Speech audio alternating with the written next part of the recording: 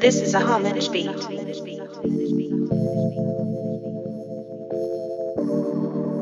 Oke, Assalamualaikum warahmatullahi wabarakatuh. Selamat datang di channel King of Cook ya. Ya, malam ini saya pengen ngasih makan ular. Udah waktunya sih. Jadwalnya kalau saya melihat ngasih makan ular tuh setiap 10 hari sekali ya. Ya kadang lebih juga sih tergantung dari stok yang ada di tukang tikusnya. Kalau stoknya banyak ya saya sering. Kalau stoknya sedikit ya, kalau stoknya banyak mungkin 10 hari sekali, tapi kalau stoknya sedikit lagi kosong ya bisa lebih dari 10 hari, bisa sampai 2 minggu 3 minggu, tergantung juga. Soalnya di sini tuh di selatan Bandung ya, di daerah saya yang jualan tikus itu gak banyak gitu, yang ternak tikus itu gak banyak. Ini type locality-nya dari Bali ya. Ini lagi hamil sih, lagi hamil gede. Saya nggak yakin sih ini bakal mau makan gitu.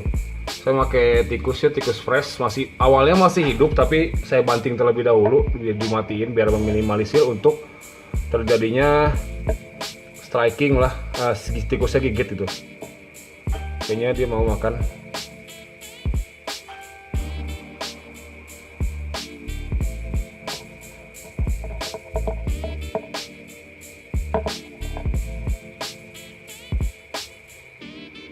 Oke, nice. Kalau makan gini sih ya 10 hari sekali, ya kadang bisa 14 hari sekali, tergantung sih.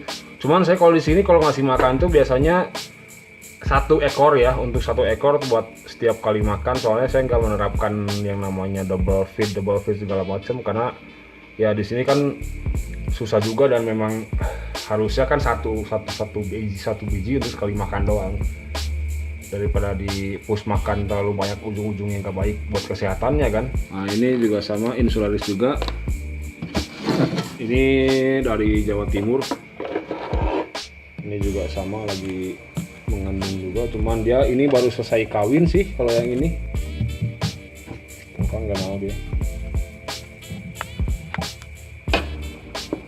Memang begini sih kalau beres kawin, rata-rata nolak makan dulu, terus setelah dia nolak makan beberapa minggu kemudian dia makan lagi gitu, beberapa saat kemudian dia makan lagi, dan akhirnya ya setelah dia rasa mungkin dia rasa cukup, ya udah dia bakal mogok makan gitu. Sama ini juga insularis dari Jawa Timur.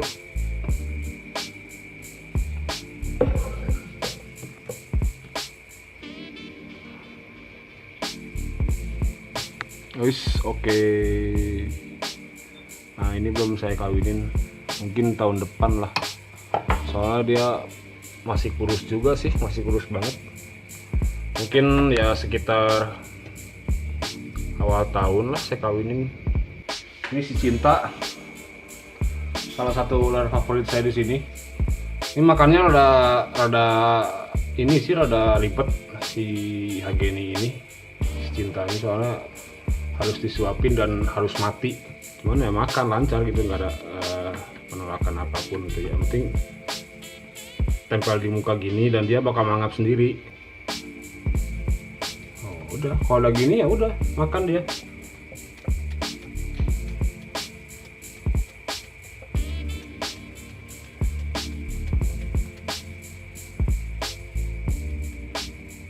Sama sih kalau gini juga sama, saya perlakukannya sama.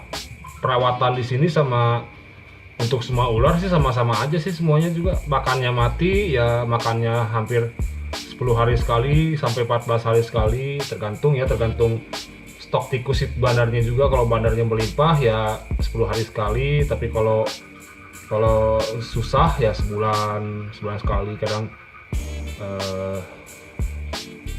sebulan setengah sekali ya, tergantung sih. Makanya saya ngawinin ular tuh nggak sering-sering itu, karena ya itu buat ngisi badannya juga rada susah. Soalnya ya tikusnya itu nggak ada. Nah si Hageni ini terkadang saya kasih juga kepala ayam, leher ayam. Alhamdulillahnya dia tuh mau gitu. Ini super cepot ya. Trimeresurus albolabris spesiesnya, tapi morphnya super cepot. Ini red pattern albolabris tuh, merahnya ada. Nah, ini juga sama, lagi hamil. Kayaknya dia nggak akan mau makan deh kalau lagi hamil gini.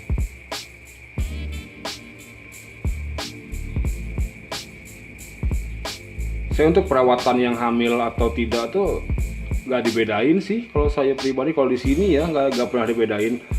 Biasa aja gitu. Sama kayak dipelihara dia pada nggak posisi dia hamil. Ya nolak makan sih. Nah itu sih jeleknya albolabris insularis itu jeleknya. Saya males itu. Jadi ketika dia hamil, dia tuh nolak makan. Beda kayak purpu gitu. Purpu tuh jarang nolak makan dia. Dia mau hamil mau gimana, makan juga tetap lancar. Ini juga sama, ini lagi hamil. Nolak makan juga nih. Albolabris normal. Ini di sini semua indukan albolabris udah nggak pakai WC ya, udah pakai CB sendiri. Alhamdulillahnya gitu. Ini CB 2016. Jadi umurnya itu udah 4 tahun lah, bisa dibilang 4 tahun. 4 tahun kurang, 3 tahun lebih lah. Alhamdulillahnya itu semua indukan di sini untuk albolabris itu nggak pernah udah nggak pakai WC lagi gitu. Udah pakai CB sendiri dan satu clutch semua. Dari satu indukan semua. Ini juga sama nih, lagi hamil juga nih. Ya gitu, seperti saya bilang, albolabris itu kalau sama insularis itu sifat jeleknya, kalau dia lagi hamil dia jarang mau makan. Tapi beda lagi kayak purpureo dan segala macamnya itu makan tetap lancar. Ini cepot ya, red pattern first form. Form pertama. Ini saya kawinin sama super cepot, sama jantan itu super cepot. Ini lagi saya kawinin cepot sama super cepot tuh. Red patternnya tuh jantan itu super cepotnya.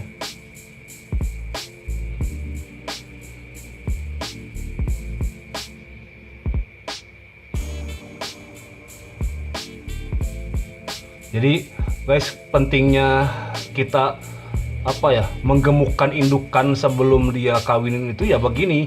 Jadi ketika si albolabris, si insularis ini hamil, atau dia sedang kawin, atau ketika dia sedang kawin, ketika dia lagi hamil, dan ketika dia mau setelah melahirkan, biasanya mereka itu mogok gitu.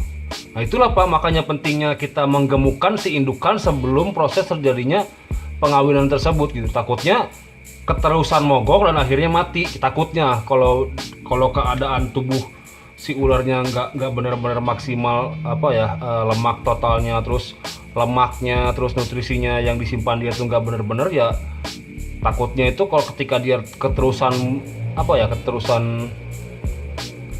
mogok makan, ya udah mati gitu. Takutnya begitu. Makanya itulah pentingnya kita gemukin dulu indukan sebelum dia dikawinkan.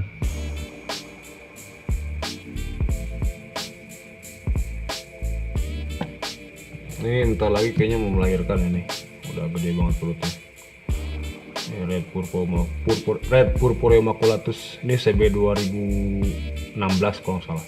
CB dari 2016. Kelihatan banget sih si pangkal ekornya udah membulat gitu. Ini saya kawinkan dengan super red, jantan super red. Sama ini juga lagi hamil.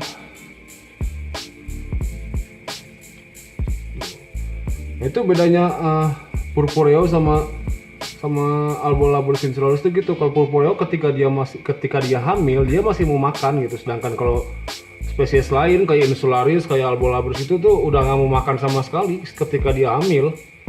Ini udah hamil gede sih.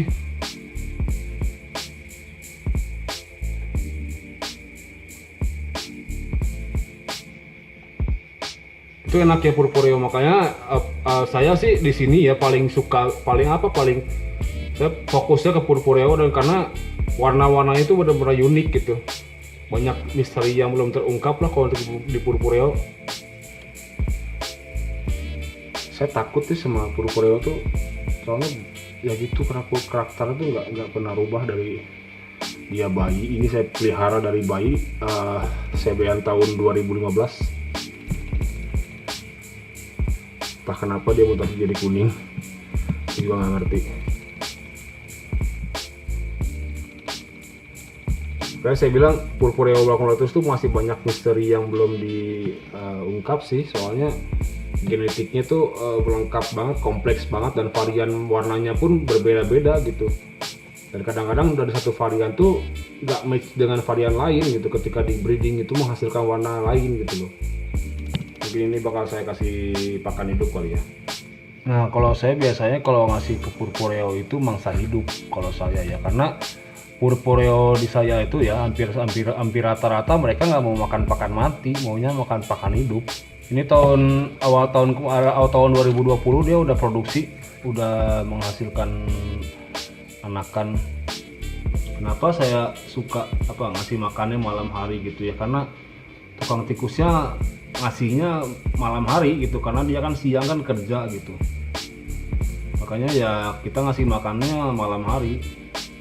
Kadang-kadang juga kalau dia lagi libur ya ngasih makannya ya siang gitu. Nggak harus dia makan itu malam hari sih. Tuh makanya tuh ini tuh Purpo Black itu tuh saya ngasih mangsanya hidup semua, karena entah kenapa gitu mereka juga nggak mau makan mati, maunya hidup terus.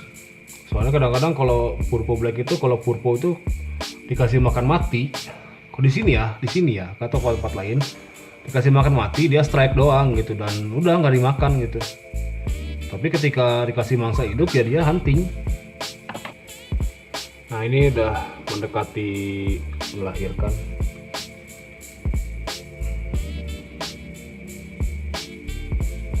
Ekornya tuh lihat posisi ekornya udah benar-benar di ujung sih, si anakan itu udah siap banget untuk melahirkan.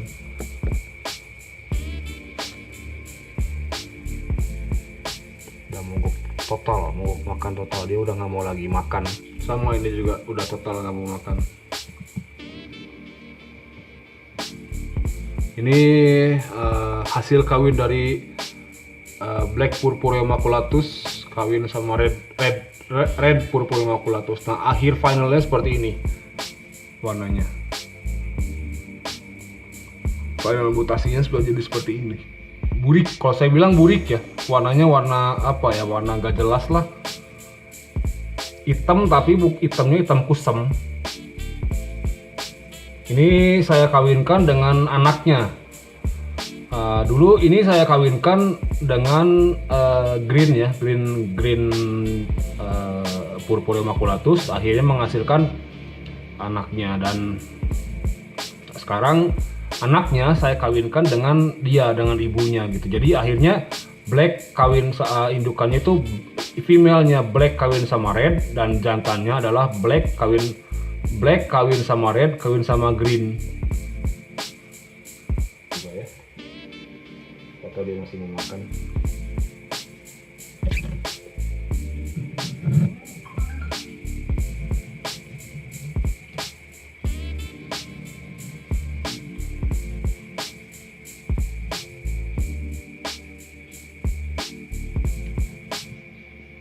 Nolak banget, biasanya ini nggak begitu ya.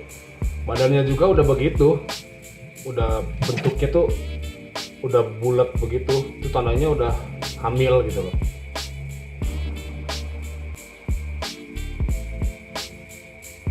Udah hamil muda sih ini.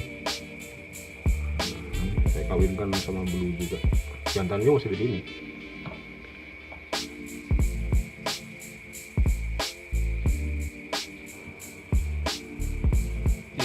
Ini indukan-indukan yang udah melahirkan di awal tahun.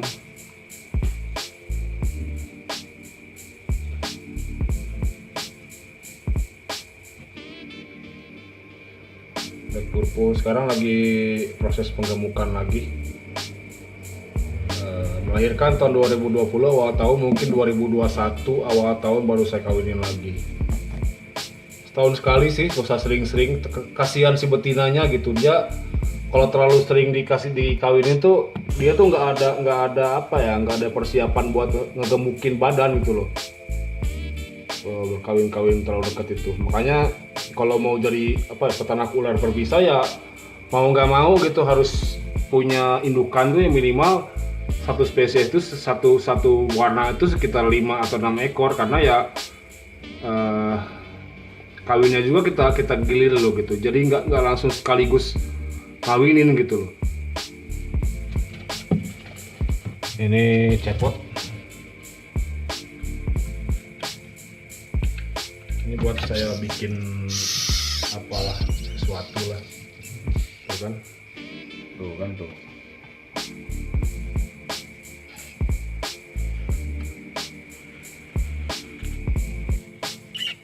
Ini masih belum dikawinin sih. Awal tahun lah insya Allah dikawinin.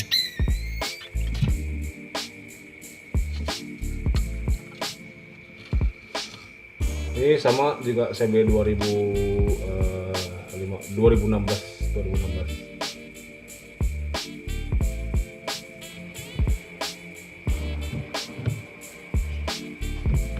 Ini red face invaculatus. Pertama kali dia melahirkan tuh Januari, menghasilkan 4 spesies jadi satu ya. Ini tadinya kan invaculatus ini kan 3 spesies. Nah, saya kawinkan dengan albolabris gitu, menghasilkan anak yang merah semua. Sama ya, saya beli ini juga sering saya kasih mangsa hidup. Karena ya sifatnya sama banget kayak purpureo, walaupun fisik dia tuh sama kayak purpureo, tapi untuk susunan sisik sama hitungan sisiknya dia tuh beda sama purpureo, dan kepalanya tuh lebih flat daripada female purpureo maculatus. Jadi kepalanya tuh hampir mirip saya sama insularis.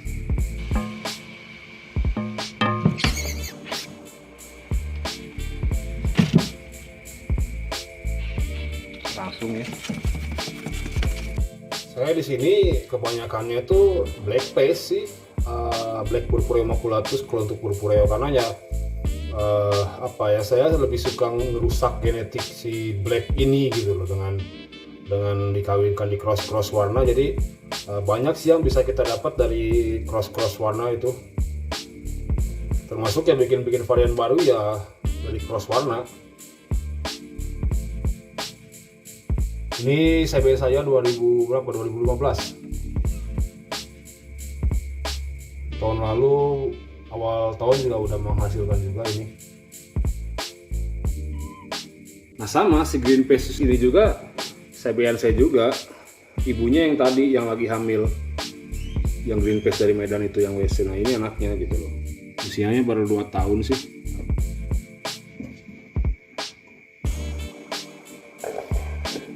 Belum siap kawin lah, nantilah 2 tahun lagi baru kawin. Kalau saya di sini sih ngawinin itu santai ya gitu, kayak soalnya nggak sering buru-buru banget kalau ngawinin ular. Biarin si calon indukannya tumbuh gede dulu. Soalnya lebih susah ngawinin ular perawan daripada yang udah pernah kawin sebelumnya gitu. Ini Boniseus WC saya dapat ini dari Aditya Rizky Bekasi. Awalnya nggak gini si puninya itu entah kenapa dia mutasi jadi hitam gitu. Nggak hitam sih, abu-abu kayaknya ya. Atau karena ini pakai flash ya. Awalnya tuh nggak begini gitu. Awalnya tuh coklat aja biasa gitu. Tapi makin kelamaan datang ke sini bulan Maret, semakin kesini semakin hitam warnanya jadi begini. Ini memang karakternya super agresif banget sih. Biasanya sih si puni ini jarang mau makan diliatin sih, nggak tahu kenapa dia makan itu nggak mau diliatin aja. Makanya saya ngasih makannya biasanya ya udah tikus hidup masukin ke dalam kandangnya, udah tinggalin, tiba-tiba ya pagi-pagi itu udah nggak ada aja kosong. Nah, kalau kawan-kawan bertanya kalau kenapa kandang Puniceus kok nggak ada tangkringan, ya kalau di sini saya begini semua gitu, karena kebanyakan puniseu saya nggak mau nangkring gitu, maunya di bawah aja, makanya saya kasih Coco Chip. Udah biarin aja gini pakai Tupperware biasa. Udah biar di bawah aja, sama aja kok dia di tangkringan atau di bawah juga dia makannya lancar kok. Dan memang kebanyakan Puniceus tuh nggak ditemukannya tuh di pohon, tuh nggak ditemukan di pohon, kebanyakan di tanah, di sela-sela batu, dan makannya tuh jarang mau diliatin dia jeleknya tuh. Apa karena ular cantik selalu seperti itu? Mungkin aja, tapi nggak tahu juga sih.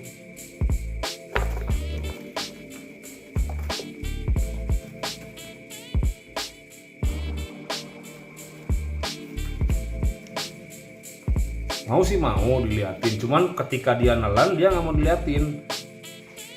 Nah kalau untuk rattlesnake saya ngasih makannya malah lebih jarang. Oh ini brengsek nih rattlenya tuh. Saya masih ingat palingan sebulan sekali dia ngasih makan. Brengsek banget nih karakternya tuh kan.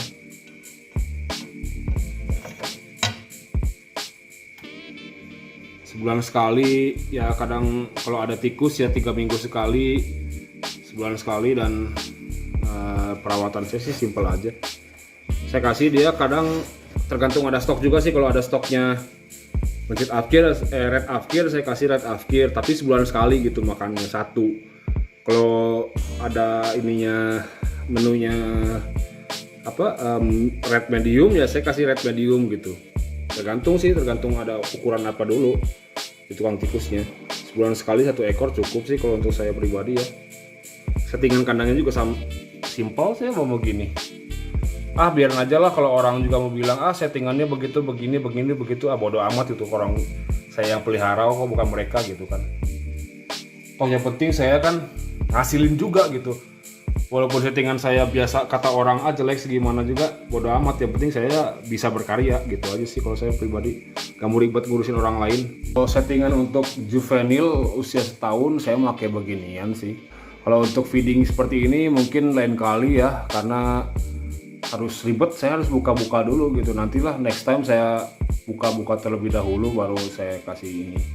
Dan saya rata-rata kalau ngasih begini tuh yang mangsa hidup gitu, gak pernah mangsa mati.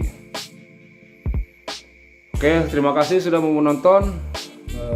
Jangan lupa untuk subscribe, like, dan jika berkenan silahkan di share ya. Terima kasih, hatur nuhun. Assalamualaikum warahmatullahi wabarakatuh.